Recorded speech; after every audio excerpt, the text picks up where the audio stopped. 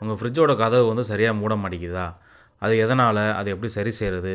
அதை சரி செய்யாமல் விட்டுட்டிங்கன்னா என்ன ஆகும்? அப்படிங்கிறத இந்த வீடியோவில் பார்ப்போம். எதனால் அப்படி ஆகுதுன்னு பார்த்தீங்கன்னா, நீங்கள் ஃப்ரிட்ஜோட பாடி உள்ள உள்ள கம்பார்ட்மெண்ட்லாம் அப்பப்போ கழட்டி கழுவுவீங்க, க்ளீன் பண்ணுவீங்க. பட் டோரில் உள்ள அந்த ரப்பர் கேஸ்கெட்டை வந்து நிறையா பேர் மறந்துடுவீங்க.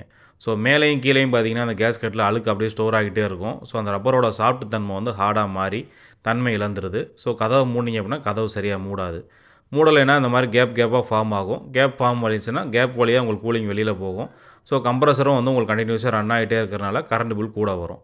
ஸோ இதை எப்படி சரி செய்கிறது அப்படின்னு பார்த்தீங்க அப்படின்னா, டோரோட ரைட் சைட் கார்னரில் அந்த கேஸ்கெட்டை லைட்டாக பிடிச்சி இழுத்தீங்க அப்படின்னா வெளியில் வரும்.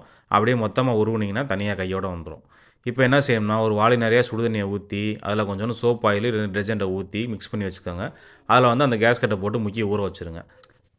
எதனால் இப்போ நம்ம டிடர்ஜெண்ட் ஊற்றுறோம் அப்படின்னு பார்த்தீங்க அப்படின்னா, நார்மலாக தொடச்சிங்கன்னா அந்த அழுக்கு பூரா கஷ்டப்பட்டு நம்ம க்ளீன் பண்ணுற மாதிரி இருக்கும். டிடர்ஜெண்ட் ஊற்றினீங்கன்னா ஈஸியாக க்ளீன் ஆகி வந்துடும்.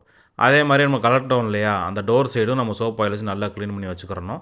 அது நல்லா இளகுனதுக்கப்புறம் அந்த கேஸ்கெட்டை எடுத்து ஒரு துணியில் நல்லா துடைச்சிட்டு எப்பயும் போல் இருந்த மாதிரியே லாக் பண்ணி மூடிட வேண்டியது. இப்போ வேலை முடிஞ்சா அப்படின்னு கேட்டிங்கன்னா அதான் கிடையாது.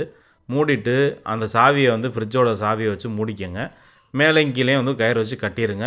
இல்லை மேலே மட்டும் கேப்பாக இருக்குது அப்படின்னா மேலே வந்து கயிறு வச்சு கட்டிடுங்க. 24 ஹவர்ஸ் அப்படியே விட்டுருங்க.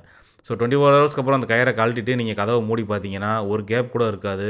இந்த ப்ராப்ளம் உங்களுக்கு சால்வ் ஆகிருக்கும். இல்லைங்க இதெல்லாம் நான் செஞ்சதுக்கப்புறமும் எனக்கு வந்து ப்ராப்ளம் சால்வ் ஆகலை அப்படின்னா உங்கள் ரப்பர் கேஸ்கெட்டை வந்து காப்பாற்ற முடியாத நிலைமைக்கு போயிடுச்சு அப்படின்றது தான் அர்த்தம். அப்போ நீங்கள் புதுசு தான் மாற்றி ஆகணும். ஸோ இந்த வீடியோ வந்து உங்களுக்கு உபயோகமாக இருக்கும்னு நினைக்கிறேன். உபயோகமாக இருந்துச்சுன்னா மட்டும் உங்கள் நண்பர்களுக்கு வந்து நீங்கள் இதை ஷேர் பண்ணி விடுங்க. இதே மாதிரி உங்களுக்கு பயனுள்ள தகவல்கள் அடிக்கடி தெரிஞ்சுக்கணும்னு நினச்சிங்கன்னா நம்மளை ஃபாலோ பண்ணி வச்சுக்கோங்க. யூடியூப்பில் சப்ஸ்கிரைப் பண்ணி வச்சுக்கோங்க. அடுத்தடுத்த வீடியோகளில் பார்ப்போம். நன்றி.